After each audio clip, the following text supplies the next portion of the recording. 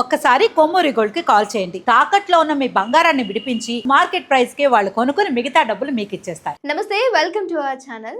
ఈరోజు మనం ఒక వంట చేయబోతున్నాం. రాష్ట్రమే కాదు, దేశం అంతటా కూడా ఎల్పిజి సిలిండర్స్ యొక్క కొరత ఏ విధంగా ఉంది అని మీ అందరికీ తెలుసు కదా.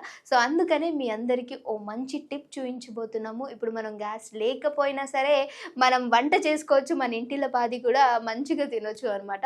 సో దానికి కావాల్సినటువంటి పదార్థాలు ఏంటి అండ్ అలానే అసలు దేంతో వంట చేయబోతున్నాం, గ్యాస్ లేకుండా ఏంటి అనే డౌట్ మీ అందరికీ రావచ్చు. సో ఆలస్యం చేయకుండా అసలు ప్రాసెస్ ఏంటి అనేది చూసేద్దాం. సో ఈరోజు మనము పప్పు వండబోతున్నాం, పాలకూర పప్పు.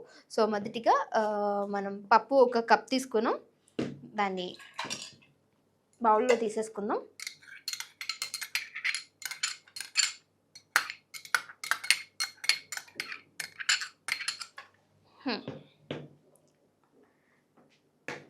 తర్వాత ఇది టమాటోస్,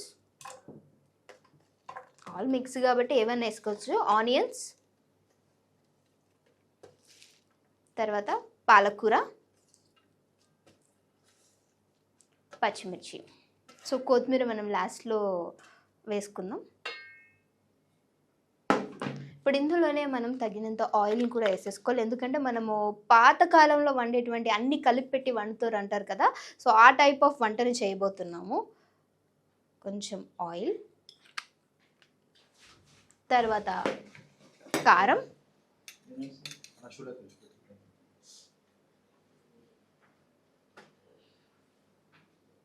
మీ టేస్ట్కి తగ్గట్టు కారం వేసుకోండి.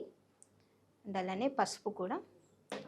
ఇప్పుడు ఇంత గ్యాస్ వల్ల మనకి ఇబ్బంది అవుతుంది కాబట్టి మనం వెళ్ళి హోటల్స్లో తినాలి అన్నా సరే వాళ్ళు ప్రైస్ పెంచేయడం, ఎందుకంటే వాళ్ళకి కమర్షియల్గా కాబట్టి చాలా ప్రైస్ అనేది ఉంది. గ్యాస్ సిలిండర్ ఒక్కటి వచ్చేసి 5000 ఉంది కాబట్టి సో చాలా హెవీ. అది మనకి డొమెస్టిక్ దాంట్లో కూడా గ్యాస్ సిలిండర్ అది 2000 అవుతుందా 3000 అవుతుందా తెలియదు.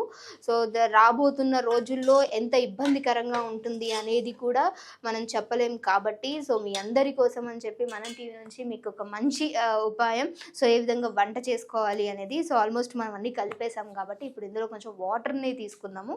యాక్చువల్గా నేను ఏంటంటే మా ఆఫీస్లో అందరికి కూడా వంట చేస్తున్నాను, ఎందుకంటే గ్యాస్ కొరత ఉండడంతో ఆఫీస్లో ఏం చెప్పారంటే ఈరోజు అందరినీ కూడా బాక్స్ తెచ్చుకున్నారు. బేసికలీ మాకు ఆఫీస్లోనే ఫుడ్ ఉంటుంది, అందుకని మా వాళ్ళందరి కోసం ఆలోచించి సో మీకు కూడా అసలు ఏ విధంగా చేసుకోవచ్చు అనేది ఐడియా కోసం అని అందరి కోసం కుక్ చేయడం జరుగుతుంది ఇక్కడ. అందుకని ఇంత హెవీగా నేను అనేది తీసుకున్నాను. సో ఇప్పుడు మొత్తం అంతా మనం ఫిల్ చేసేసుకున్నాం, వాటర్ ఇంకా పప్పు పాలకూర అన్నీ కూడా. సో ఇప్పుడు దేంతో వండబోతున్నాం అనేది చూసేద్దాం. సో ఇంట్లో ఉన్నటువంటి ఇలాంటి ఐటమ్స్ తోటి మనం వంట కూడా చేసుకోవచ్చు అనేది నిరూపించబోతున్నాను ఇప్పుడు నేను. జస్ట్ దీన్ని మునిగేంత వరకు పెట్టుకొని జస్ట్ స్విచ్ ఆన్ చేసుకుంటే చూద్దాం మనం. A few minutes later. Start అయింది ఇప్పుడు మనకి బాయిల్డ్ అవ్వడం అనేది.